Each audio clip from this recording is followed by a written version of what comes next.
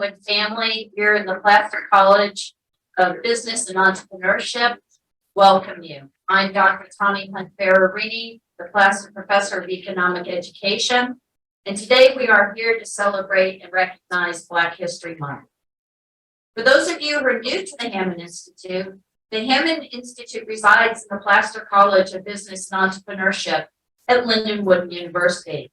Its mission is to foster free enterprise and civil and religious liberty through the examination of market-oriented approaches to economic and social issues. It is based on a view that a limited government, such as that laid out in the U.S. Constitution, is a necessary component of a just and prosperous society. It fosters student engagement with the larger community through hosting speaker series through this Langenberg event. I'd like to welcome Harry Langenberg, who joins us today. We thank you for helping make this possible. I also want to recognize our Dean, Jennifer Mack, who has been newly appointed, and we're excited about her leadership in bringing us forward. So just a little history. In 2017, the Langenberg Speaker Series came to Lindenwood from the larger St. Louis community. Our goal is to have students and faculty interact and hear intellectuals alongside community members and engage in civil discussion and debate. Notable speakers include Walter Williams, Jason Clemens, as well as other scholars. Today, we are fortunate to welcome Dr. Mark Schug. Mark is the president of Schug Consulting Services and Professor Emeritus at the University of Wisconsin-Milwaukee. He brings sound economic reasoning to a variety of educational and community events and audiences. He has taught for over 36 years and has been involved in high school, university, and middle school events and the writing of curriculum. He has written nationally.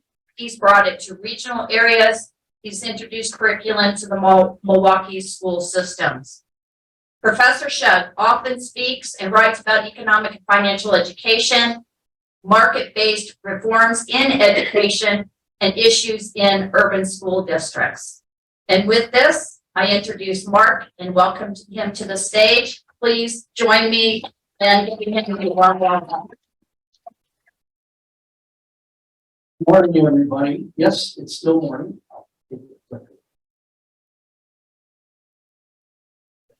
Thank you, Tawny, for that wonderful introduction. Thank you all. It's great to see you all here. I think we'll have a lot of fun together. That's part of my plan.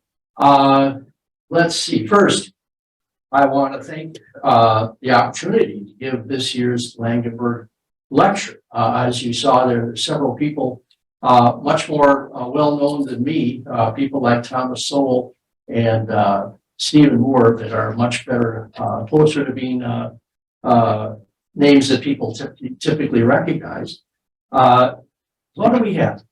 How many, are we mainly business majors? How many people are business majors here? Could you raise your hand? Accounting, what else? Accounting, Carly. What else do we have? Marketing. Okay. What am I missing? Economics. Economics. We have some economic. Okay, good. We have a few other majors that managed to get in the room. Okay, right here. Okay, what do we got? Criminal justice. Yeah, there's criminal justice is Jake. The two people I met, you know. Anybody else? Back, What's that? right here. Oh, yeah, Matt. Okay, welcome. Well, we're glad to see you here. I taught at the University of Wisconsin-Milwaukee for many years, just a little north from here, a little bit colder. I was there for, like I say, 30 years running the Center for Economic Education there, very similar to what Tony does here down at Lindenwood. And I'm pleased to announce that my wife and I live in South Florida now. We have for a few years. But this time of year, we tend to see a lot of people from St. Louis come down. Has anybody ever heard of Jupiter, Florida? Yeah. Yeah, what goes on in Jupiter this time? Spring training. And all the Cardinal fans come down to visit South Florida. It's really, you know, I don't know I lived in Jupiter for several years, and I can testify that we really appreciate it. It's really nice. The Cardinal fans are really nice. I go up north, Port St. Lucie, where we currently live. That's the Mets play up there. That's the New York people. A little different than the St. Louis fans. Okay, well, let's just see here. We're going to talk about who desegregated Major League Baseball, Jackie Robinson or the marketplace. And you might, well, here's Jackie, of course.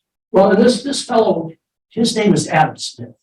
And he wrote Wealth of Nations in 1776. So I've got to wave at the camera. Hi, camera. Okay. And now it will follow me when I move around. So I have Adam Smith here. He's regarded as the founding economist. And so we're going to use him as sort of the icon for the marketplace, because that's what he talked. He talked a lot about free trade, specialization and division of labor, and that sort of thing. Really organized the founding principles that any of the econ majors in the room, you would actually still recognize in your textbooks today. Not all of them, certainly, but some. Okay, and so now my clicker's not clicking. Come on. On. There we go. And I do the hand motion again. Hi, camera. We good? I thought so. Turning blue sounds like a bad thing to happen. Are we good now? Yeah, probably. All right, one more time. Do a wave. There we go. Wait. All right, Do it again. One more time. one more time. It's just fun All right, to you're good. do this. All right. So, racial discrimination was widespread in the 1940s. We'll be talking about that in some detail, but a lot of people, that's sort of common knowledge too. We're going to be talking about what insights might economics provide to help us understand the integration of Major League Baseball. So I'm going to take you through some basic principles that we frequently use. Tony and I use these quite regularly. Choices, costs, incentives, rules of the game, voluntary trade creates wealth, and unintended consequences. Primary and secondary effects, we call that. And we're going to try to draw a few conclusions. And this is chapter 25 in this particular book. Tony's co-author of this, called Economic Episodes in American History. So if you want to see more about it, we could probably figure out a way to get you a copy of the book. So in 1946, Branch Rickey, on the right there, president of the Brooklyn Dodgers, signs Jackie Robinson to a contract to play in the major leagues. He's initially just going to play in Montreal. Then the idea is they'll have another contract for him to play with the Brooklyn Dodgers. Now, there's no doubt this took a lot of courage. This was a huge event to take place in Major League Baseball. So I'm going to be doing an economic, kind of a business side analysis of this, but I don't want to be misunderstood here. This took a lot of courage on especially Robinson, but really both of them. Both of them received death threats and all kinds of issues when they took this action. So racial segregation was widespread. Jim Crow laws were enacted throughout the South. The North had many traditions of separate facilities for African Americans as well. In the South itself, every aspect of life was separate. Public schools, restaurants, buses, railroads, passenger cars, swimming pools, just about everywhere in the South after about 1890, after the federal troops are withdrawn, then the Jim Crow laws come into effect. And you've got local laws, you've got state laws, all enforcing this stuff, right? But in 1954, the U.S. Supreme Court declares segregation to be illegal in these Brown versus Board of Education rule, 1954. But it's going to take years and more civil rights legislation before we're going to see widespread desegregation throughout the country. So the question is, why would Major League Baseball desegregate much sooner than many other parts of the country? Why would that happen, right?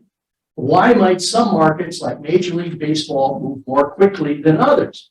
And, could Adam Smith, my icon for the market, could his thought of what's called the invisible hand, could that play some kind of role? The invisible hand means people act in their own self-interest, but often when people act in their own self-interest, they produce a social or positive outcome. So could this be an invisible hand case? So let's take a look at it. Here are my choices costs. So we say people choose. We say people's choices always involve cost. Now we're hanging around doing some economics, right? So we don't walk around saying things are free. We walk around and say there's always a cost. So that's what that is about. People respond to incentives. Those are any kind of reward, anything you find satisfying. It's often money, but it's not always money.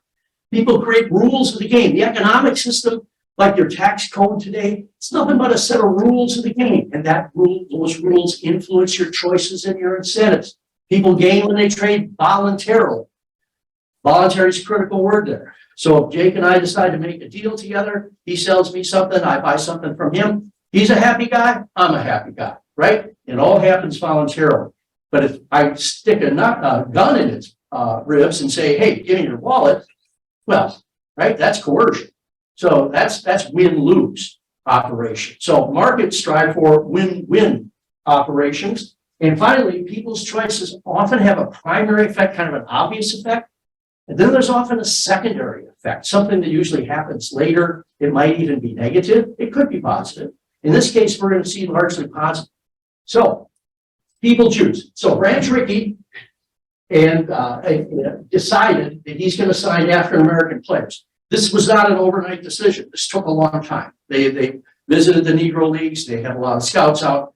They had a long list of people that they were looking at, and they settled on Jackie, and Jackie Robinson agreed. Both regarded this as the best choice, the best combination of costs and benefits that would be in their self-interest. Costs. Boy. What would people worry about? What might be a cost of segregated Major League Baseball? What would Major League Baseball and club owners worry about? Declining attendance.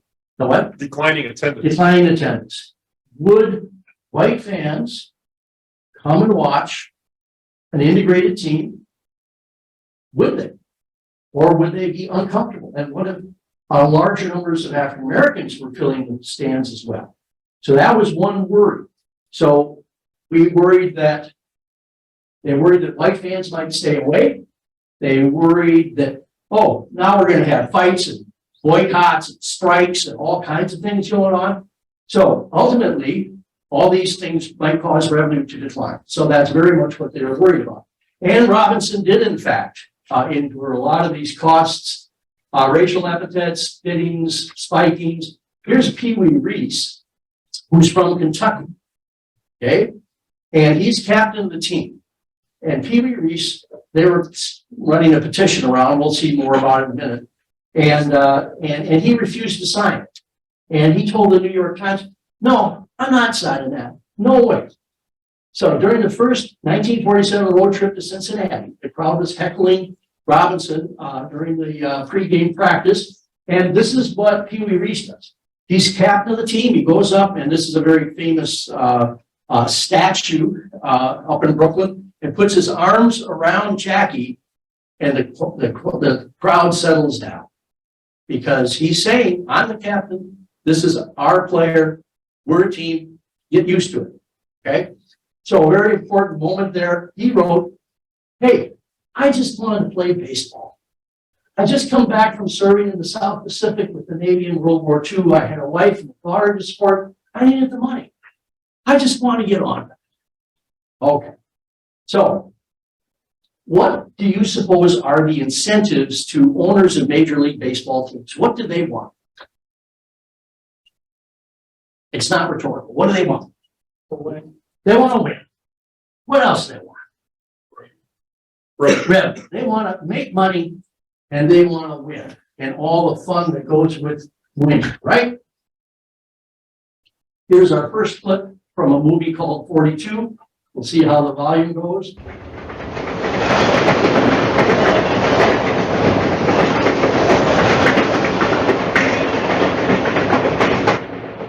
Gentlemen, I have a plan.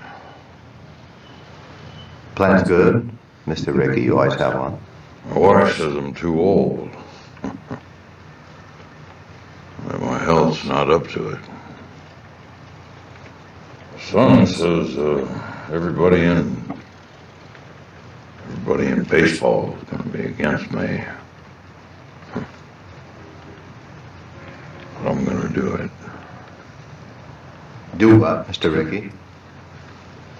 I'm going to bring a Negro ball player to the Brooklyn Dodgers.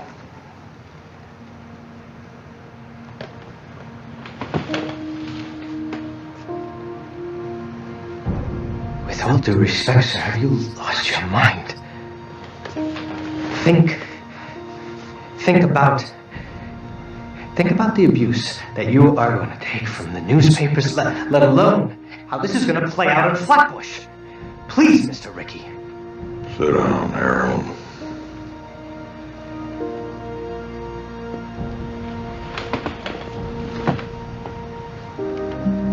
No law against it, Clyde. No. No, but there's a code. You break the law and get away with it. Some people think you're smart. You break an unwritten law, you'll be an outcast.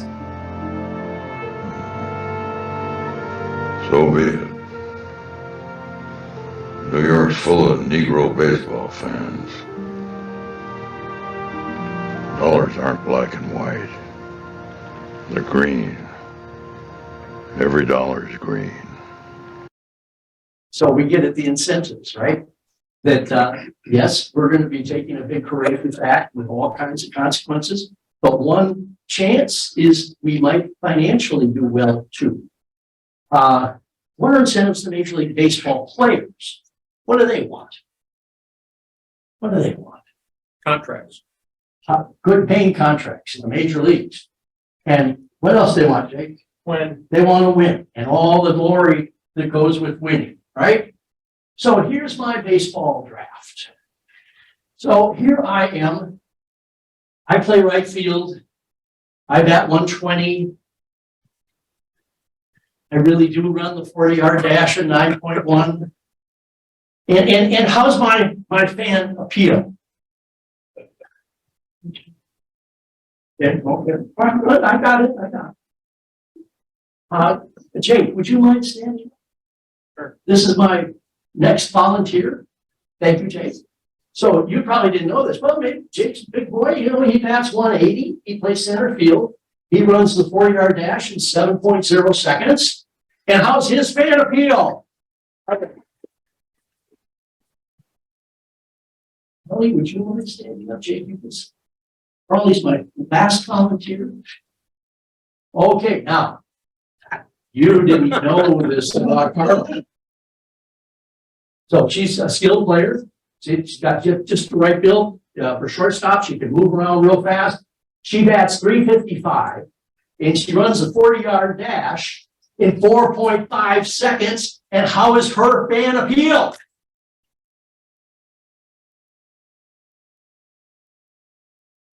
Who are we going to hire? Who are we going to hire? It's not a trick. Who do we want to hire? Carly, right? Most skilled, fans love her. Of course, we want to hire her.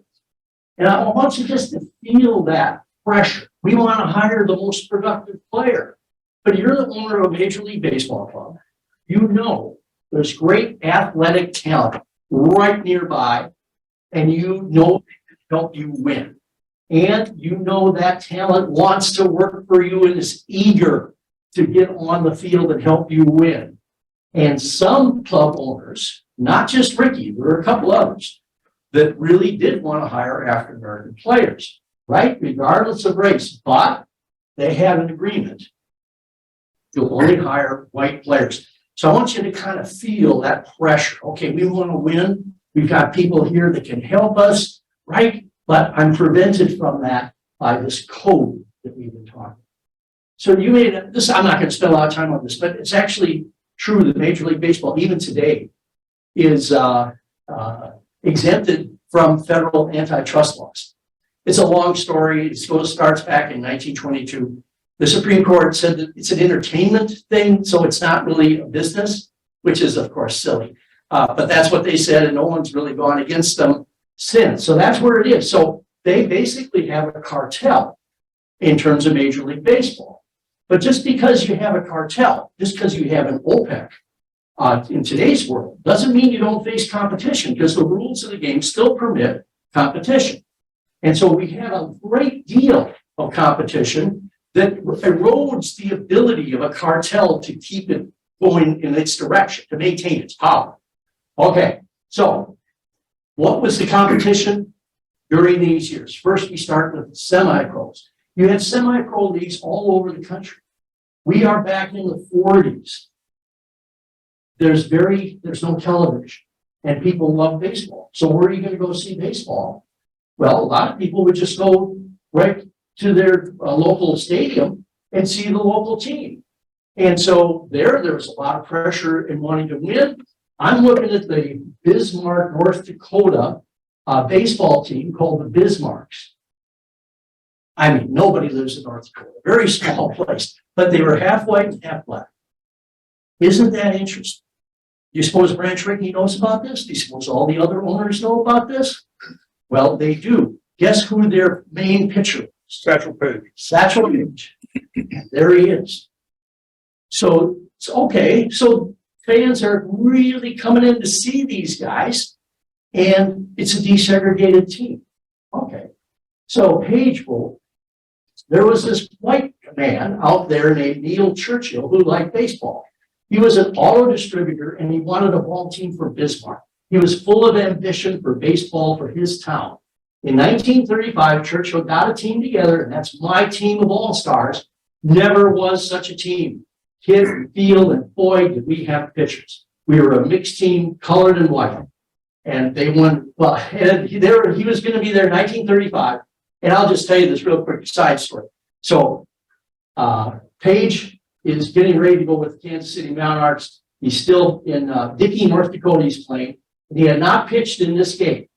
And so the fans called for him to come out in the last inning. And he did. Now, I want you to see how much fun this must have been. He made all of the fielders and infielders stay on the bench. I mean, how much fun are you going to have? So he goes out to pitch. He strikes out the first two. The next one gets a pop, gets on base. Next one, he strikes him out. And the fans go wild. I mean, what great entertainment and showing off what your skills really are as a pitcher. So a whole lot of fun. So that's one part of the competition. Another part of the competition is the Negro leagues themselves. So we had dozens of professional African-American teams touring the country. The most successful was the Negro National League, founded in 1920 by Ruth Foster, who goes on to be admitted to the Hall of Fame. There's another one out on the West Coast, but this one was really the Negro National League was really the one that was most productive. All right, that's the second kind of competition. Third kind of competition are the barnstormers. This is also very interesting. African-American teams like the Omaha Tigers and Miami Giants, and they would barnstorm across the country. They'd have agents go out, rent parks, then advertise, kind of like a traveling circus, right? Except now it's baseball. So people would turn out to see them. Here is Dizzy Dean, the head of the Dizzy Dean All-Stars, and Satchel Paige, head of the Satchel Paige All-Stars. They toured from 1934 to 1945 and were watched by thousands of fans. So you suppose the Major League Baseball players are seeing this? And they're seeing this great talent out on the field? All right, here's the kicker. New York City, 1946. How many ball clubs did they have?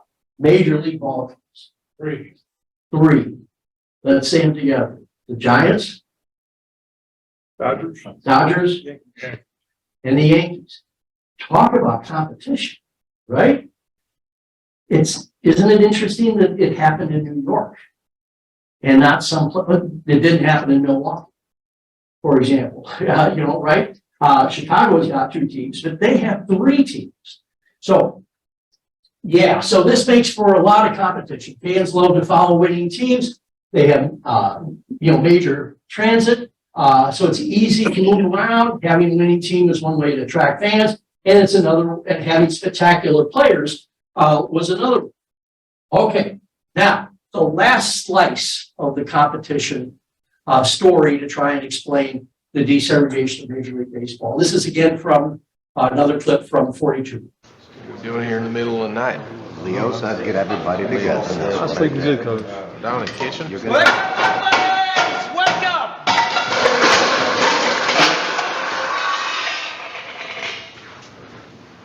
It has come to my attention that some of you fellas don't want to play with Robinson.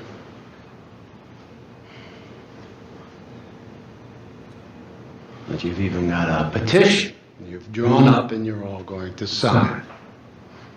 Well, boys, you know what you can do with your petition? You can wipe your asses with it. Come on, Leo. Come on, what?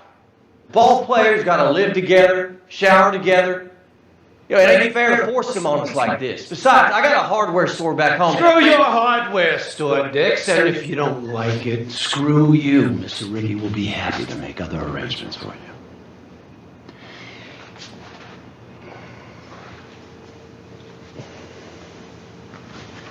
Now, I don't care if he is yellow or black or has stripes like a zebra. If Robinson can help us win, and everything I've seen says he can, then he's going to play on this ball club. Like it, lump it, make your minds up to it, because he's coming. This is the competition. And think about this when your heads hit the pillows tonight. He's only the first, boys. Only the first.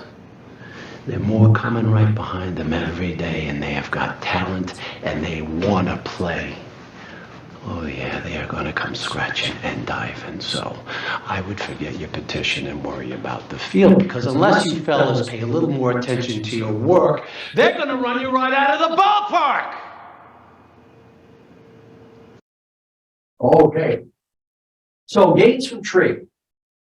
Is this a situation where voluntary trade stays? Well, I think so. In 1946, Brooklyn Dodgers finished 2 games behind the Cardinals. They hope to do better. In 1946, Rickey signs Robinson to play in Montreal. Both sides, Robinson and Rickey, expected to gain from this exchange. And then it becomes 1947, and going back to this from it, probably doing the Montreal thing was really a smart idea. It's in Canada, so it's a little less, racial tensions are not as, not so intense there as they are here. Spring training is going to have to be played in Florida, right? And so Robinson can't stay. He's having trouble finding a hotel. Florida is a southern former slave state. So they still have all the Jim Crow laws that everybody else did. So there's a lot of issues that need to be ironed out. So going to Montreal was probably really smart. And then the contract, of course, was offered for him to play in 1947. Well, gains from trade overnight. Robinson was the largest attraction in baseball. Huge crowds came out to see him. And in 1947, the Dodgers win the National League pennant, right? And then they won it again in 49, 52, 53, 55, and 56.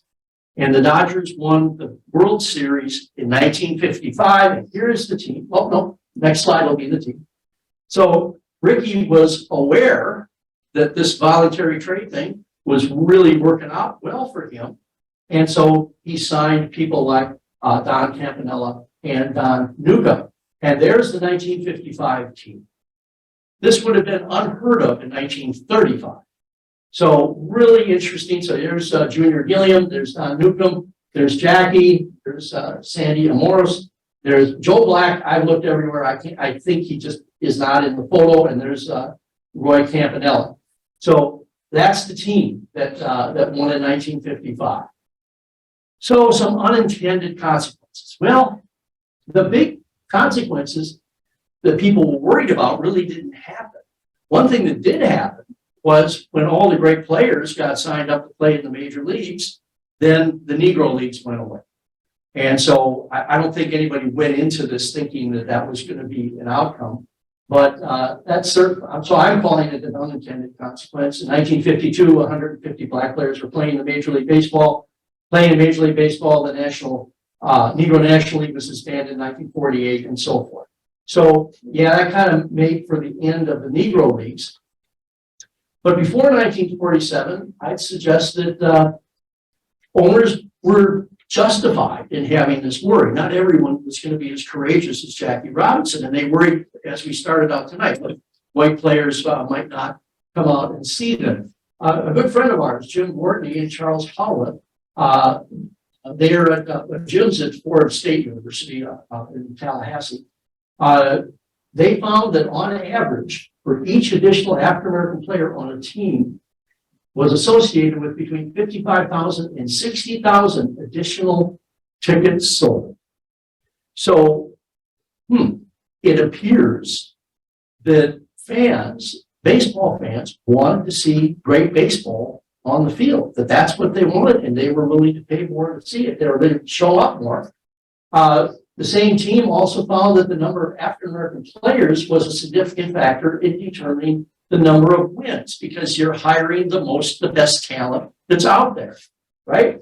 And for the period of 1950 to 1955, they found that the inclusion of an African-American player on a major league team, on average, resulted in 3.75 wins. I don't know where St. Louis finished exactly last year, but very often at the end of the season, 1 or 2 wins is what separates you from getting into the playoffs, right?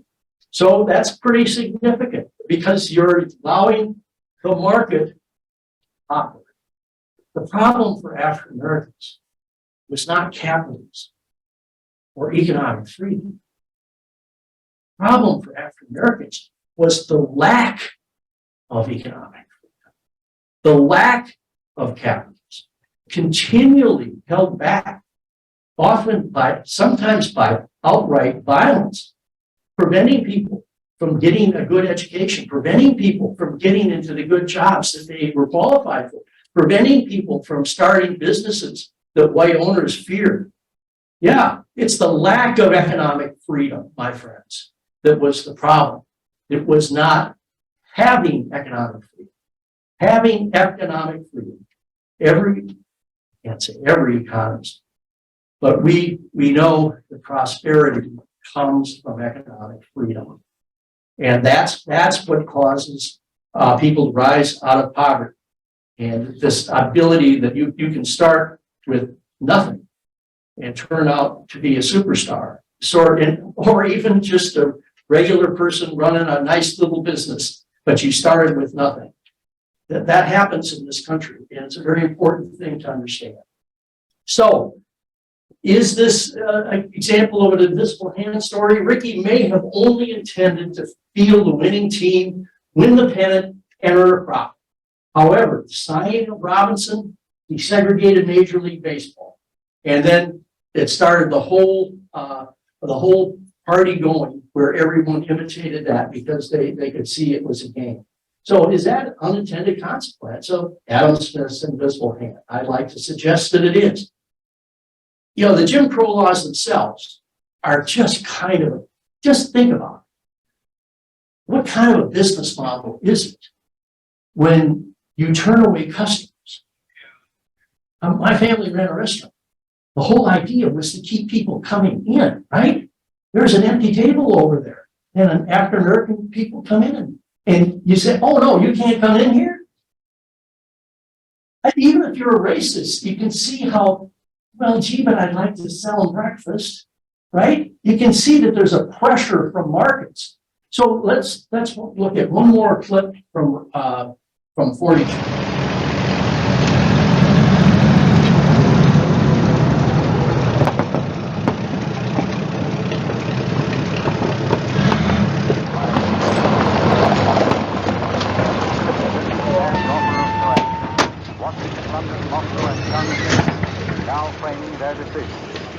When this decision will be communicated to Tokyo via the government. Fill her up. Yes, sir. We are not told. That takes time. And meanwhile, the normal end. You boys heading out? Chicago. Chicago, huh? You boys get around. Yeah, we sure do. Hey, you, where are you going? The toilet. Hell, come on, boy. You know you can't go in there.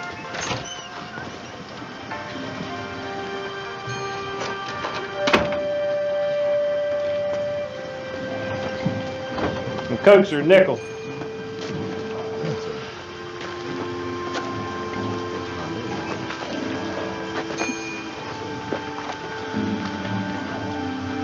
Take that hose out of the tank. Robinson. What? I said take it out. We'll get our 99 gallons of gas someplace else.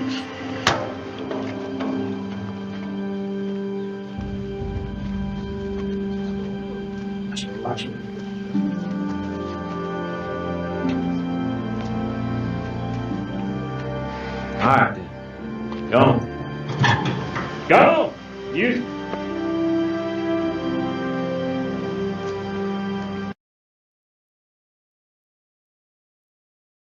Is that a great story? So that lets you also see the tension that's there, that a business typically wants to please its customers, right? A business typically wants to sell its product. And then when you get these artificial codes, laws getting in the way, it harms, you're going along with the code, but you're being punished for doing it, right? Now, the people that passed these laws, the Jim Crow laws, they were punished. Racist voters voted for them to do this and voted them back in office again. So they really didn't feel the crunch, but that guy felt the crunch, right? And we've got story after story. Who was going to enforce the Jim Crow laws? This guy was running a little gas station. He's supposed to enforce it? No, and he looks around. I'm overdoing this looking around part, but he looks around first, see if anybody's going to steal. Right? Is the sheriff across the street? If the sheriff's there, maybe I'm going to make a different decision. Right? But he says, no, I want to sell 99 gallons. Okay, so once overlay. Racial discrimination was widespread in the 40s and 50s. So I'd like to suggest that our analysis of the choices that were being made, especially by Robinson and Rickey, the costs involved, the incentives involved, the rules of the game, and the main rule of the game I was stressing was how competition really motivated people to move in this direction. The voluntary trade side, we saw once they made it, then more wealth was created, more people were coming out to baseball games, and of course, the unintended consequences, the effect on the Negro leagues. So some conclusions, I'd like to suggest that Adam Smith's invisible hand of the marketplace was a big help to Jackie Robinson, Branch Rickey in ending racial discrimination. Markets, as I was saying before, punish profit-seeking businesses that discriminate on the basis of anything other than talent, right? Race, gender, religion, sexual orientation, and so forth. Racial discrimination often requires the force of law to sustain it because markets nibble away at it over time. The railroad cars, the passenger railroad cars never wanted to desegregate in the South. They fought those laws because it worked against their business model. So, okay, I can run one car with African Americans and whites riding together, or I run two cars, one for whites, one for blacks. Well, that's a stupid business model, right? So this is just the tip of the iceberg of where markets work against racial discrimination. And it took law, it took the force of law, especially in the South and the Jim Crow laws, to sustain it. So the gas bits we can see, where he's going to really feel the effect of the decision. So elected officials don't bear the financial cost of racist policies, but profit-seeking businesses do.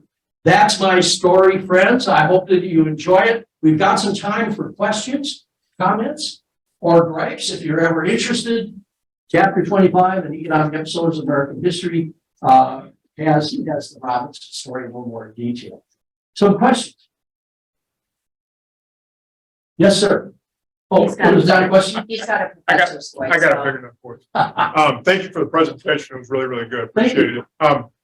The Negro Leagues, if memory serves, I think they were started around maybe 1920, early 20, something like that. So really, when Branch Rickey made his decision, it was probably, what, a quarter century, right, after the Negro Leagues were formed. My question to you is, do you think that, Branch Rickey had a sense of the social mood to make that decision? Because you could argue that, what, two and a half decades passed where that decision could have been made before, and maybe his age had something to do with it. He's in poor health. He's like, let me leave that as a legacy in baseball. He knew what he was. Rickey was a very religious man. So if I were doing a kind of Christian presentation, I might stress his faith. But I'm doing an economics presentation. And so I'm stressing things like competition, just to try that other lens out, to see people are complicated, right? So there's different facets of our behavior. So seeing the economic side, well, this book, this economic episodes of American history. So what are we doing? We're trying to improve the understanding of young people of American history by using a tool called economics, the economic way of thinking. Do we think that's the only tool they should use? Oh, of course not. No, your regular chronological history, geography, civics, these are all important parts of American history. What I worry about is I see the economics missing a lot, and I see a lot of young people that somehow think markets are bad. And we do hear about the 1619 project and things of that sort. The 1619 project seemed to miss the Jackie Robinson story. I'm not sure why or how. But anyway, that's enough. Okay, so yes, we had another question. Yes, sir. You mentioned that the laws were often in place to stifle capitalism. You mentioned that the unspoken laws were the ones that were changed by the people. People's actions, capitalism markets, actually affected the quality change that we have today. Would you say that if the government would have stepped in 45 and would have passed a law and said segregation, no, we have to have desegregation of the Major League Baseball, if they would have done that, would it have ended with the same, or would there have been different problems that would have occurred? That's a really great question, and really hard to know the answer. I don't know that the South was ready to desegregate. I think large parts of the North was. I think that the government could have led in any number of ways to facilitate things. We've got the Wilson administration. They segregated the federal agencies. They could have not. They chose to do that. They could have not done that. President Truman, in I think 1947 or 48, desegregated the military. Presidents before Harry Truman could have chosen to do that. So we could have certainly seen some leadership on the part of the federal government and others to stand up to this. I would also argue that while African Americans were victims of racism, they just didn't sit around, right? We had business organizations forming so that African Americans gathered together. The African American church was critically important to the success of the civil rights movement, but also keeping African Americans moving in a positive direction. Most important of all were African American families who sent their kids to school. So the worst part of slavery, well, not the worst part, but among the most pernicious parts of slavery was that it was illegal to teach an enslaved person reading, right? In 1865, 95% of the newly freed slaves could not read. They were totally illiterate. By 1955, the school attendance rates of African Americans and white African American girls and white boys was tied. If anything, African American girls were slightly going to school more. They're going to school, especially in the South, they were bad, these segregated schools, underfunded schools, but they're going to school. And they're investing in their human capital. That's what economists say, right? They're improving their skills. So remember the Great Migration. We say, well, really what changed African American incomes was people moving from the South during World War I to the North, to the manufacturing jobs in the North, and then again during World War II. But who moved? Who went first? The more literate people, the people with better education. They could read the newspapers. they could write back and forth to family that made the move first. So there's a beautiful study that we write about in another book that explains how it was the investment of African-American parents in the education of their children. And who made them do that? That wasn't any federal law or anything. That was those families. Because they knew the suffering that they endured because of the lack of education at the beginning of 1965. Okay, I like to give that sort of talk. I got another question. Yes, sir. So you talked about the competition to have the Dodgers be the first team to do it because of competition in New York. What about the last team to do it? In particular, I think it was the Red Sox didn't desegregate until 58, and the Cardinals not until 1954. And both teams were rather mediocre, even though they had some of the best players. They wasted the years of Stan Musial and Ted Williams. So do you have an explanation for the why they waited? You know, you would still have pockets of racism, and you'd have racist owners, and they resisted it. But the good news is they got punished.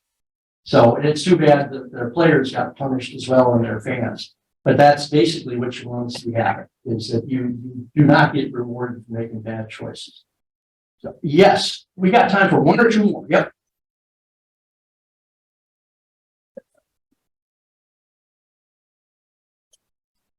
Hello, and thank you for being here. Thank you. This was excellent. Thank you so much for sharing this. I appreciate your perspectives about it.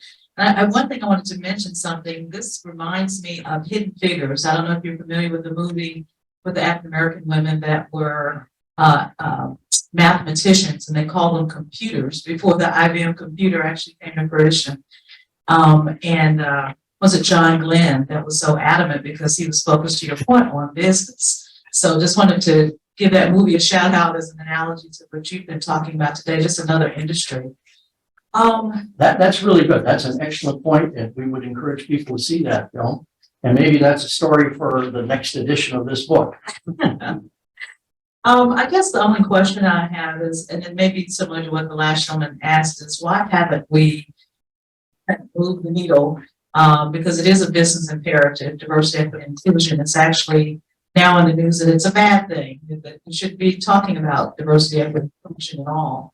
And if it's going to be good for the economy, if it's good for business, how are we ever going to get better if there's this continuous backlash to try to get better and to be inclusive of everyone? I think we absolutely want to be inclusive of everyone, and that's certainly good for business and good for the economy, as you said. The only risk is if it winds up discouraging talent or rewarding people that aren't as skilled. So markets really do depend on rewarding people that have the skills. And as long as that's not interfered with, then I don't think there's any problem. But if you get into some arbitrary cases where it's all about race or gender, then it's not going to work. It's got to be based on Robinson, great talent. It's got to be, we got to create a kind of a playing field that the great talent gets to rise. And that's what we're looking for. And a very fair field. It's not a zero-sum game, right? That's the definition of capitalism, is it's not a zero-sum game, it's a win-win game. The definition of slavery, it's a win-lose game. That's why when people like the 1619 Project say, capitalism was founded on slavery. Well, what it is about economics that you missed? Economics fundamentally depends on voluntary exchange and win-wins. And slavery is clearly win, lose, lose, lose, lose. So how could it possibly be a market institution? It's the antithesis of a market institution. It looks like a market institution because there's profits, there's losses, there's trade going on. Yeah, so it has some initial appearance of a market, but it's not, because the most fundamental part of the market is voluntary exchange. Okay, we got time for one more? What's that? Virtual question. Oh, we have a virtual question? Okay, I didn't know we were even virtual. Okay. What do we got? From Brian. Do we have any revenue numbers being generated by the NEGRO lease? Oh, great question. I don't know the revenue numbers. I believe that the NEGRO League just kind of on it. I think that they had pretty narrow margins. But that's a great question, and that's going to be something I'm going to look up now. But I'm pretty sure they were just living on a sheet strip. Okay. Hey, you guys, this was a lot of fun. Thank you very much for inviting me. I hope to see you again soon.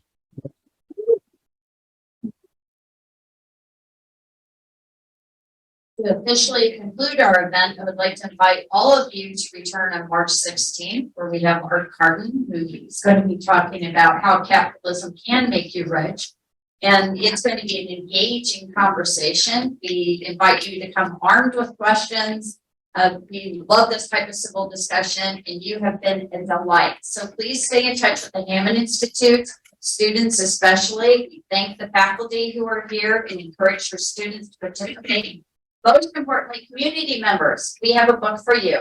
So if you raise your hands, and if you can, faculty too, yes, absolutely. We have books for all of you. And if you have a business card and you could leave one with us, that would be fantastic.